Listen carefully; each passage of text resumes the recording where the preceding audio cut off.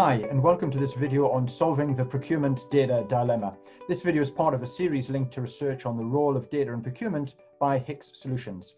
I'm your host, Gren Manuel, and today I'm speaking to Nic Walden, who leads the Procurement Executive Advisory Programme in the UK for consultancy, the Hackett Group. In this role, Nic works with senior executives from the world's leading companies to guide their transformation and provide top quartile performance insight, research, networking for their procurement functions. He's spent the last 20 years delivering meaningful change to procurement and finance organizations. He's a regular at conference events, real and I guess now virtual, in the UK and Europe, and a regular online author. Nic's originally from New Zealand, and he's got degrees in law and economics. So Nic, let's start off by looking into the future. Say it's 2025, we've had another 5 years of digital transformation. What does the procurement function, the procurement process now look like? Thanks, Gren. Thanks also for the opportunity to speak on this series. So if we think forward 5 years, 10 years from now, I think procurement will look very different, needs to look very different. We're already aware of a number of trends that have been driving change in procurement, and COVID-19 has actually greatly accelerated a number of those trends. So I think procurement will actually be quite, will be larger, but smaller in the sense in terms of fewer headcount. I think we need to be a much more business-orientated, business-focused function, much more strategic, and being able to harness data and insight to deliver additional value. I think technology will have a great role to play, but that's purely as an enabler, right? So I think when we're thinking about technology, it makes sense to unpack what are the technologies that we're talking about. So we can, we're thinking about technologies like smart automation or smart robotics. We've got artificial intelligence. We've got machine learning. We've obviously got the impact of cloud. We have APIs. We have sensors, Internet of Things, as well as the opportunity for digital networks and collaboration. Also, the opportunity of blockchain or smart contracts, but I think they're a little bit further out. Now, if we think about how procurement's role will change, it'll be much less about operational buying. These activities will be automated or self-service for the requisitioners, business stakeholders, and we'll be significantly further along in terms of our strategic and value-adding activities. Technology is already providing some glimpses today in terms of how these things might be different. So contracts are able to write themselves to a certain extent by filling in, answering some simple questions or questionnaires. The system can generate a draft contract with standard terms and conditions. We have digital assistants that we're able to interact with to provide updates in terms of supplier status or what is the spend on that contract, or help me resolve that specific issue. Certainly paper and emails are disappearing. We're now using systems for that. We will have real-time analytics to provide visibility into spend or how processes are being executed.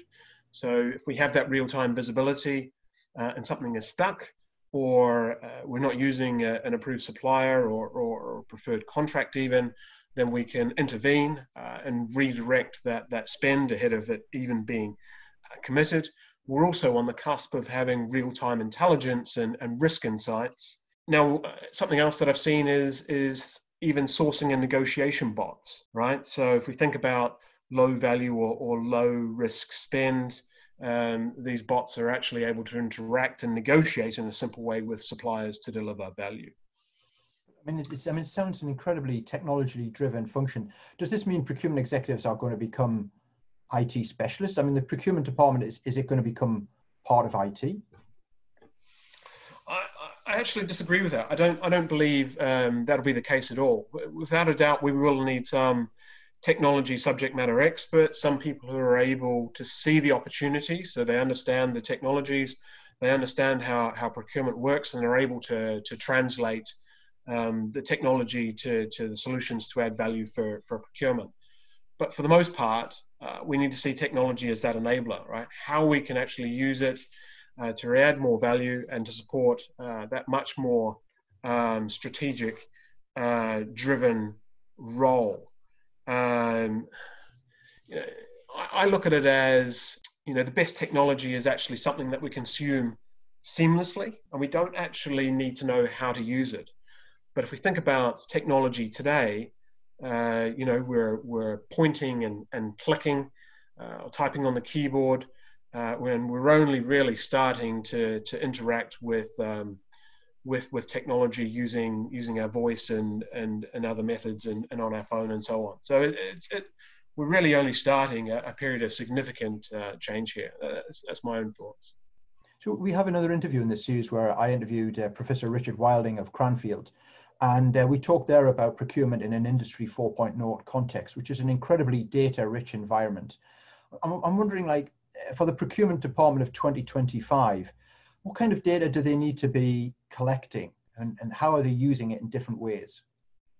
That's a really, really interesting question, and I think we're 5 years from now, it's going to be about having access to deep information about suppliers, about the market, about the spend categories.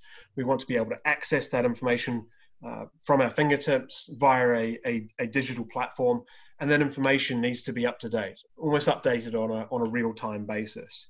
So, in the time period, even between now and then, systems themselves, in terms of how we use them, will be able to accumulate a lot of data and capture a lot of knowledge about our procurement processes today. So the systems will be able to harness that market intelligence and pair that with the knowledge that is already captured to recommend the best approaches or the best suppliers, and the way that we're able to interact and engage with the market. How many suppliers should we invite, the time of the day, and even do a lot of that information themselves. We'll need to be able to access much more detailed and deeper information about the supply chain, right? So much of our focus today is around our tier one or our most significant suppliers.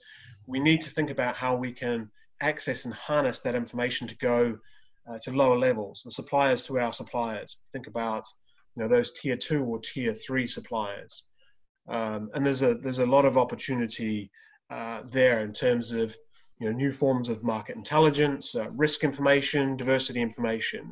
I think if we had information around commodity pricing or lead times or availability, then I think we'd be able to provide a much more valuable support and service to our stakeholders as well. If you think about it, if a business has X tier one suppliers, then they probably have X squared tier two suppliers, and maybe even X cubed tier three suppliers. If you're trying to get down into layers like that, all of a sudden this data collection effort becomes really, it feels like a huge job. Yeah, spot on. It really is a big challenge, right? We've made great inroads in terms of tools that are able to support procurement today from a risk or an insight perspective, but our processes haven't kept up to speed in terms of how we actually collect or identify and collect that information, right? So it's still likely to be a slow manual process to onboard those suppliers, and that data it might take six months to collect, but it will be out of date within a week. So it is a real challenge, but nevertheless, many organizations that I speak with have taken the time and effort to actually map out their supply chain, their supply base for specific commodities or categories where it makes sense. So if it's scarce or rare or critical sources of supply.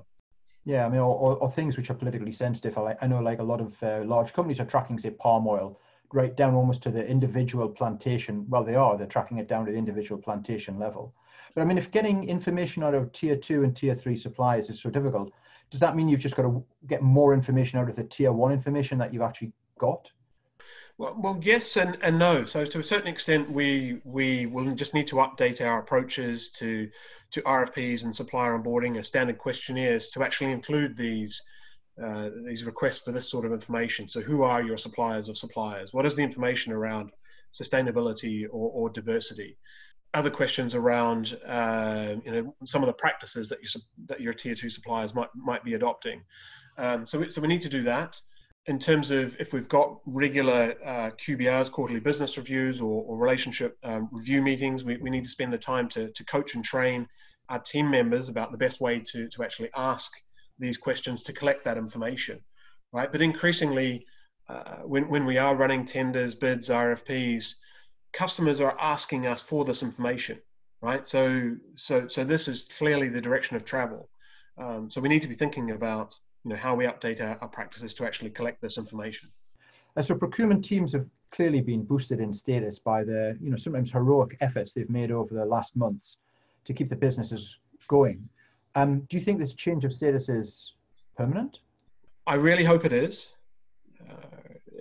It's fantastic to see procurement has been critical and has been getting the recognition for the role that it's played to support the business during this period of disruption, in terms of the supply chain.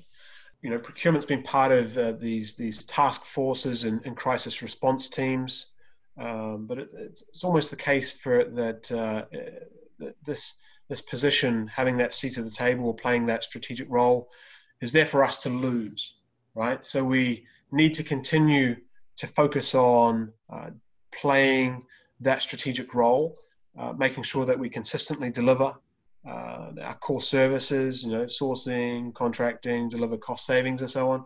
But on top of that, we need to be focusing and staying aligned to what's important to the business. So there may be other priorities that they're talking to you about, which means delivering new services, which means new skills, which means we need expertise and need to stay up to date on the marketplace. So I think it's a big challenge. I think it's a big ask. But if we push hard and continue to deliver the success that we've had in the recent past, it's a big opportunity for us. And Nic, I know that in many companies, the IT department wants the whole company to run on one standard platform. But often the procurement team want to use a best of breed approach where they choose the best modules for each individual part of their workflow. If there's this argument inside the company for procurement teams, is this a battle that's worth fighting? I think it's definitely a worthwhile battle, definitely a useful conversation to have. I really do see many organizations grapple with the preferred or the right strategy here. At the end of the day, we're talking about technology. There's always challenges with technology. It can be difficult to always deliver or realize the full value in terms of meeting expectations. But I see, just like you mentioned, two key strategies there. Do we go down the spend suite approach, or do we go down the best of breed approach? There are pros and cons of each, certainly challenges of each approach. For some organizations, they might have gone down a spend suite approach in the past. We all know who some of the major players are there, and they had a certain amount of success. And then it might be, well, let's try something different next time around. And so we'll think about, well, what are the key capabilities that we need for excellence to deliver success? Do we need to have the best sourcing optimization module? Do we need to have contracts them write themselves? Do we need to have access to real-time risk recommendations and alerts? And then they'll scan the market and they'll identify the best players able to provide that features, that functionality. And if it is multiple systems, and they'll look at how they can bring them together to exchange data and workflow and the projects run through each.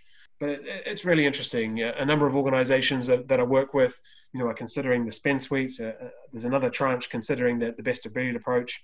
I think it comes down to almost to personal preference and what you've done before and the success that you've been able to have to date.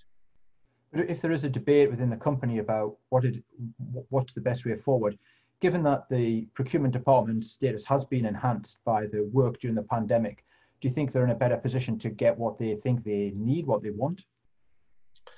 I hope so, right? So if we think about some of the big topics today around business resilience or managing and mitigating risk, we know we've got key gaps today. We need to increase the support for supply risk, right? Do we have the skills? Do we have a tool to support that?